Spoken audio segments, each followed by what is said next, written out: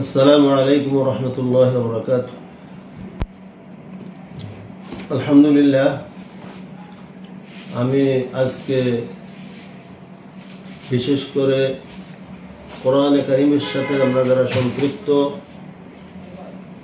হুফাজুল আযম এবং তালিবুল ইলম, উলামায়ে কেরাম, আইম্মায়ে মাসাজিদ সবাইকে অবগতির জন্য জানানো যাচ্ছে যে বাংলাদেশে বিশেষ করে ঢাকা শহরে বিভিন্ন জায়গায় প্রশিক্ষণের নামে হিফজ শিক্ষক প্রশিক্ষণ, হুফাজ প্রশিক্ষণ, এই নামে অনেক প্রশিক্ষণ কেন্দ্র দেখা যায় ব্যানারে, পোস্টারে, আর সবগুলিতে সব জায়গায় সব পোস্টারে, ফেসবুকে বিভিন্ন জায়গায় পোস্টারে, তারপরে হেমবিলে যে প্রধান প্রশিক্ষক শাইখ আব্দুল হক, প্রধান প্রশিক্ষক শাইখ আব্দুল হক এবং পরপরে বিভিন্ন জনের নাম আছে, অথচ আমার সাথে কোনো যোগাযোগ নাই। আমি এই ব্যাপারে কিছুই জানি না। এর কোরআন নিয়ে এই ধরনের প্রতারণা করার অর্থ কি, যারা করতেছে কি উদ্দেশ্যে করতেছে, বিশেষ করে যারা প্রশিক্ষণের প্রার্থী তাদেরকে সতর্ক করতেছি, কারো প্রতারণা করে আপনাদের জীবন নষ্ট করবেন না। অনেক প্রতারক বাইরে রয়েছে, এই প্রতারকদের থেকে আপনারা সবাই হুঁশিয়ার, সাবধান থাকবেন।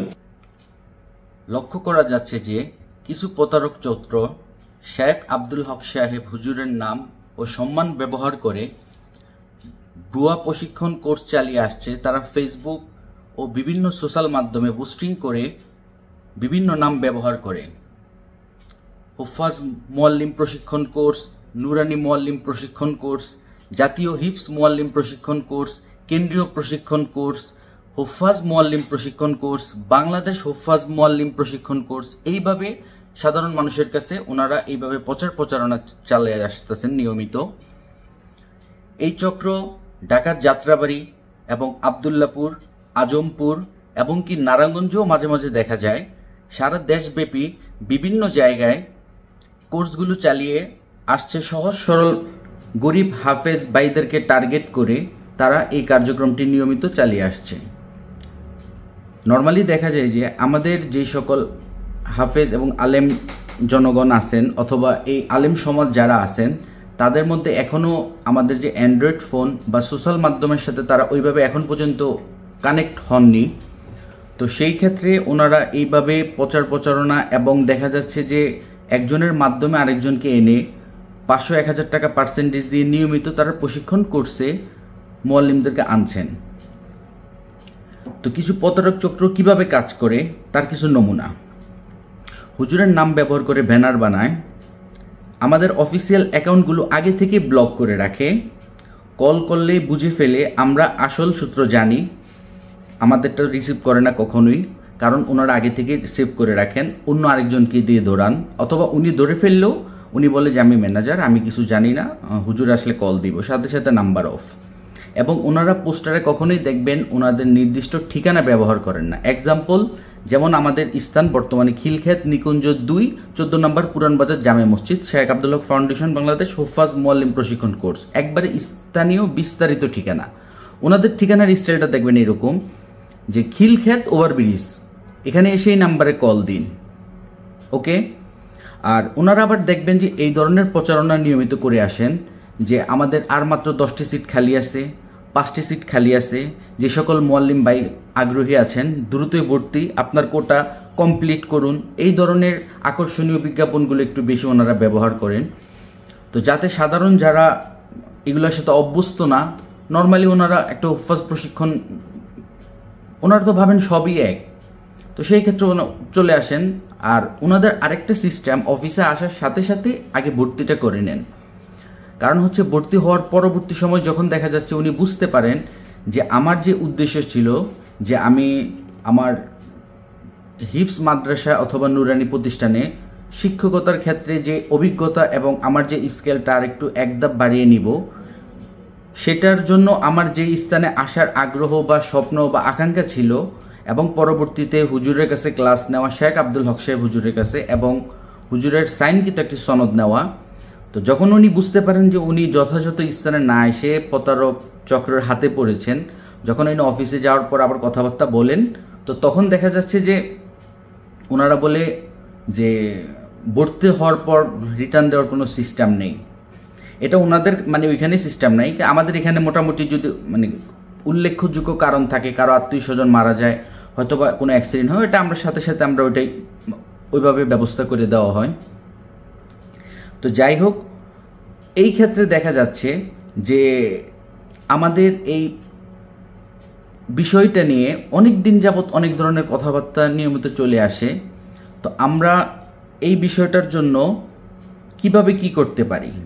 এক, আমরা সোশ্যাল মাধ্যমের সামনে কেন আসি না? আপনারা বলতে পারেন আপনারা আইনের কাছে যান, অথবা সোশ্যাল মাধ্যমে এই জিনিসগুলো আপনারা কেন প্রচার করেন না? যে আজকে যে ভিডিওটা করলাম বা হুজুর যে ভিডিওটা করলো সেটা কেন করা হইলো, বা কোন পর্যায়ে এসে আমরা করতে বাধ্য হয়েছি, তাও আপনাদেরকে কিছু সংখ্যক একটু বুঝিয়ে বলার চেষ্টা করতেছি আমরা ইনশাল্লাহ।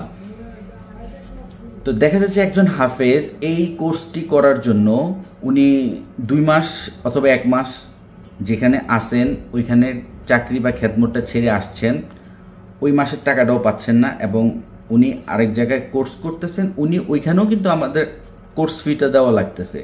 এক্সাম্পল 4 মাস ওনার ব্যক্তিগত ইনকামের ইয়ে থেকে ক্যান্সেল।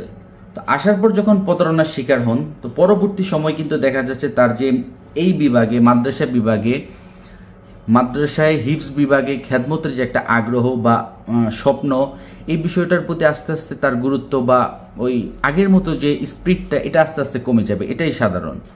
এই কারণে দেখা যাচ্ছে আমাদের বর্তমানে মাদ্রাসা বিভাগে যে আগের তুলনায় আমাদের যে সকল উস্তাদগণ যারা ছিলেন ওনারা যেভাবে শিক্ষকতা করছেন বা আমরা যেরকম পাইছি ওই ধরনের শিক্ষকতা কিন্তু এখন বর্তমানে পাওয়া যাচ্ছে না। তার কারণ এটাই, কারণ ওনারাও তো ওইভাবে সার্ভিসটা অথবা ওই রকম সহযোগিতা পাচ্ছেন না। তো সর্বশেষ বিষয় আরেকটি হচ্ছে যে এই ভিডিওটা দেখার পর আমাদের অনেক হুজুর এবং ফেক আইডি দিয়ে ব্যবহার করবে, এই ফেক আইডিগুলো দিয়ে ব্যবহার করে বলবে যে কেন আপনাদের কি প্রশিক্ষণ সেন্টারের স্টুডেন্ট বা মুআল্লিম কমে যাচ্ছে? এক, যেটা বাস্তব স্বাভাবিকভাবে কমে, ওইটা কোনো সাবজেক্ট না। ওটা যদি সাবজেক্ট হইতো তাহলে প্রথম দিন যাই আপনাকে সেন্টারে যে আপনাকে 2টা থানায় দিয়ে আসতাম এবং আমরা ভিডিও করে, আমার সম্বন্ধে মোটামুটি আপনাদের আইডিয়া আছে, আমি যদি ইচ্ছে করতাম একটা ভিডিও বানিয়ে সুন্দরভাবে ওইটা সাধারণ সারা দেশব্যাপী আমি এটা প্রচার করে দিতে পারতাম। তো আমার সাথে বা আমাদের কার্যক্রম, আমাদের শেখ আব্দুল হক ফাউন্ডেশনে আরও যারা আমাদের সাথী ভাইরা আছেন আমাদের সাথে যারা এই কার্যক্রমের সাথে জড়িত, তো ওনারাও জানেন যে আমরা এই বিষয়গুলো কেন করি না। এক, হুজুর এই জিনিসগুলো পছন্দ করেন না। কারণ হচ্ছে কেন পছন্দ করেন না, যে করুক ওর মতো করতেছে, একটা সময় যেহেতু মানুষ বুঝতেই পারবে যে ও একটা প্রতারক, আস্তে আস্তে ওর বিষয়টা অফ হয়ে যাবে, বাস্তবতা এরকমই।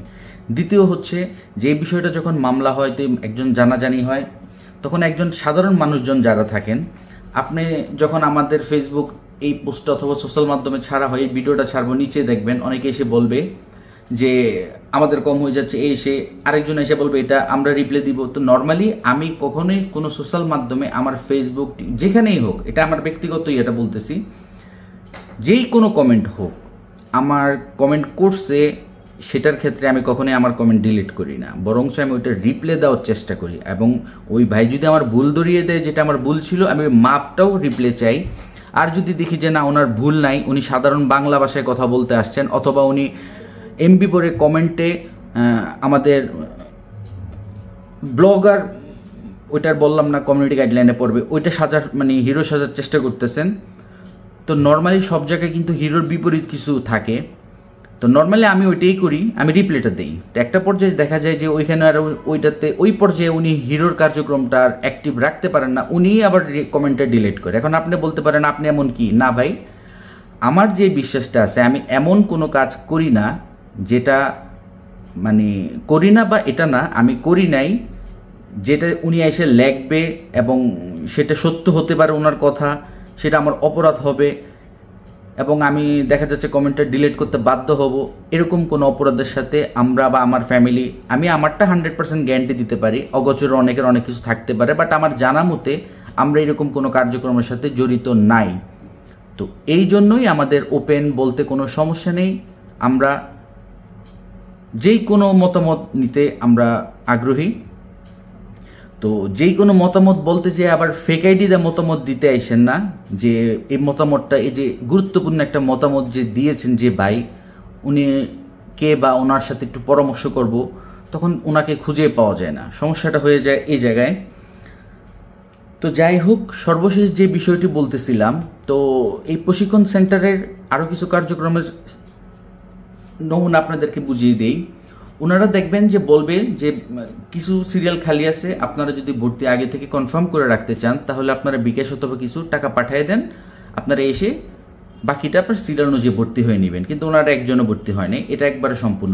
আমাদের কোনো শেখ আব্দুল হক সাহেব হুজুরের, এই যে আমাদের শেখ আব্দুল খিলক্ষেত নিকুঞ্জ, এই শাখা থেকে আমাদের কখনোই কোনো ভর্তি অগ্রিম নেওয়া হয় না, হুজুরের কোনো প্রশিক্ষণে ভর্তি নেওয়া হয় না। আর হুজুরের প্রশিক্ষণ সারা দেশব্যাপী, আবদুল্লাপুর বলেন, কলাপট্টি, যাত্রাবাড়ি, ডেমরা, এই সমস্ত জায়গায় কোথাও কিন্তু হুজুরের কোনো প্রশিক্ষণ সেন্টার নেই। আবারও বলতেছি, হুজুরের সেন্টার এখন কোথায় আছে? আমাদের ফাউন্ডেশনেরটা যেটা খিলক্ষেত নিকুঞ্জ 2, পুরান বাজার জামে মসজিদ 3য় তলায়, এটা আমাদের নিয়মিত এখানে প্রশিক্ষণ হয়। আর আরেকটা হয় মাদ্রাসা বিভাগ থেকে উত্তরা 10 নম্বর সেক্টর, এটা সবাই খেয়াল রাখবেন। হুজুরের মাদ্রাসা প্রতিষ্ঠানে যেটা, এটা প্রতি মাদ্রাসার পক্ষ থেকে একটা হয়। তো আপনারা উত্তরা 10 নম্বর সেক্টর যেটা, এটা মাথায় রাখবেন। আবার উত্তরা আজমপুর না, উত্তরা হাউস বিল্ডিংও না, কারণ ওনারা ওইভাবেই প্রস্তুতিটা নেয়, আমাদের আশেপাশে আর কি ওনারা স্থানগুলো করে। তো ফোন নাম্বারটা ওইভাবে দেয়, ঠিকানাটা ওইভাবে দেয়। কারণ হচ্ছে নর্মালি দেখা যাচ্ছে আমি একজনের কথা বলতেছি, ওনার কাছে ক্লাস করতে চাচ্ছি, তো উনি বলে কই যাত্রাবাড়ির দিকে আছে। তা আমি একজনকে জিজ্ঞেস করলাম যাত্রাবাড়ি ওনার প্রশিক্ষণ সেন্টার কোথায়, উনি আমাকে বলে দিলে অমুক জায়গায়। কেন, উনি আসার টাইমে নাম দেখছেন, ওই রোডে যে আরো দুজন প্রতারক উৎপাইতে বসে সেটা তো জানতেছে না। তো এটা খেয়াল রাখবেন, উত্তরা 10 নম্বর সেক্টর, 7 নম্বর রোড, 18 নম্বর হাউস, মাদ্রাসারটা। আর ফাউন্ডেশনেরটা যেটা মেন, খিলক্ষেত নিকুঞ্জ 2, ওভারব্রিজের নিচে নামবেন, নেমে রিক্সা নেবেন, 14 নম্বর রোড, পুরান বাজার জামে মসজিদ 3য় তলায়। আর আরও কিছু বিষয় এখানে অ্যাড করে দিচ্ছি। আবার দেখবেন আমাদের এক বড় ভাই, বা আমি যেটা দেখছি যে উনি দিচ্ছেন যে পোস্টারে হুজুরের নাম। তো নর্মালি আমি বড় ভাইকে জিজ্ঞেস করলাম যে ভাই নাম তো এটা দেওয়ার, পরে বলতেছেন না এটা তো আপনার বাবার নাম না। তাই আমি বললাম নামটা তো এইভাবে দেওয়া। না না না, উনি আমার উস্তাদ, আমি ছোটবেলা ওনার কাছে পড়াশোনা করছি। তো আসলে কে কতটুকু জ্ঞানী বা বুদ্ধিমান সেটা যার উত্তর, এখানে আমি আর কি বলবো বলেন, যারা বুঝে তারা বুঝতেই পারতেছেন। আপনারাই ফলো করেন যারা আমরা এই সম্বন্ধে কার্যক্রমে জড়িত, একটা পোস্টার হুফাজ প্রশিক্ষণ। আর ওইখানে সবচেয়ে বড় যে নামটা, নর্মালি আমরা যখন কোনো প্রচারণা করি একটা হ্যান্ডবিল বা ইয়েতে, ওইখানে সবচেয়ে মানে যে মূল অতিথি বা বক্তা, ওনার নামটাই বড় থাকে। তো ওনার সামান্য উস্তাদের নামটা ওইখানে তো বড় করে দিয়ে রাখছে, মানে একই নাম শেখ আব্দুল হক, নিচেদের ছোট করে লেখা মমিচিং না কোথায় যেন। তো ভাইকে বলবো যে ভাই সম্মান রেখে বলতেছি, আপনাকে এগুলো মানায় না ভাই, আপনি আরও যোগ্যতা সম্পন্ন। আমি চাই যে আপনারা যার যার নিজের যতটুকুই আছে ওইটা দিয়ে চেষ্টা করেন। আজকে হুজুর আছে, কালকে নাও থাকতে পারে, এখন বলতে পারেন যে আমারও থাকবে না, এটাই বাস্তবতা। যার যার যেটা আছে সেটা দিয়ে করার চেষ্টা করি। এখন আরেকজন এসে বলতে পারেন যে কোরআনের খেদমতে তো হচ্ছে, আমি তো বলি কোরআনের খেদমতে হচ্ছে, আমি তো বলতেছি না কোরআন তো কারো বাপদাদার সম্পত্তি না, এটা তো আমিও জানি। কিন্তু তো কোরআনের খেদমত করতেছেন, কোরআনের ডেটা দেন, ক্লাস করাবো আমি সেটা বলেন, কিন্তু এখানে এটা কেন বলতেছেন যে ক্লাস আমিও করাবো, আর যে আমাদেরকে সহি শুদ্ধভাবে সারা দেশব্যাপী প্রচারণা করছে, এই হুফাজ প্রশিক্ষণটা সারা দেশব্যাপী এশিয়ার মধ্যে এই ইয়েটা পরিচালনা করে আসতেছে, মাদ্রাসা বিভাগে শিক্ষক প্রয়োজন হলে একমাত্র ওনার সাইন কিন্তু এটা নেওয়া হয়, উনি আমাদের এই প্রশিক্ষণ সেন্টার বা ওনার প্রশিক্ষণ সেন্টার, এটা কেন ব্যবহার করতেছেন? এটা তো কোরআনের খেদমত না, এটা তো শয়তানের খেদমত। আপনি তো টাকার দান দিয়ে এটা করতেছেন। টাকা কামান, সমস্যা নাই, টাকা কিভাবে কামাইতে এটা তো আমরা জানি না, আমরা তো আগে শব্দ করে টাকাটা করি। আপনি যখন কাজ নিয়ে ব্যস্ত থাকবেন, কাজের পিছনে ছুটবেন, টাকার টেনশন আপনার করা লাগবে না, টাকা আপনার পিছনে ছুটবে, টাকা অটোমেটিক আসবে। নর্মালি আমরা তো দেখা যাচ্ছে যে কাজ শুরু করার আগে আমরা হিসাব নিকাশ করি কত লাভ কত লস, তো ওই লাভ লসের হিসাব করতে করতে আপনার কার্যক্রম যাবে। তা আশা করি বিষয়টা বুঝাইতে পারছি। তো যাই হোক, আজকে বেশি বড় করলাম না। এখন বলতে পারেন যে এতদিন না বলে এখন আসছেন কেন, যে কিছু মুআল্লিমদের নমুনা, ওনারা সেন্টারে আসছেন, আসার পর ভর্তি হওয়ার পর টাকা পয়সা দেন নাই, হুজুর কেউ পান নাই, সনদও পান নাই, বরঞ্চ এমনও গেছে যে হুজুরের সনদ শুদ্ধ নকল করে বিক্রি করতেছে। দুইটা তো ভাগছে। ওনাদেরকে আবার ওই মুয়াল্লিমরাই যখন বুঝতে পারছে, জানার পর ওনাদের খাওয়া দেন না, ক্লাস দেন না, ওনাদেরকে রাস্তায় ধরে পিটাইছে, ওই রকম ভিডিও আমার কাছে পর্যন্ত আসছে।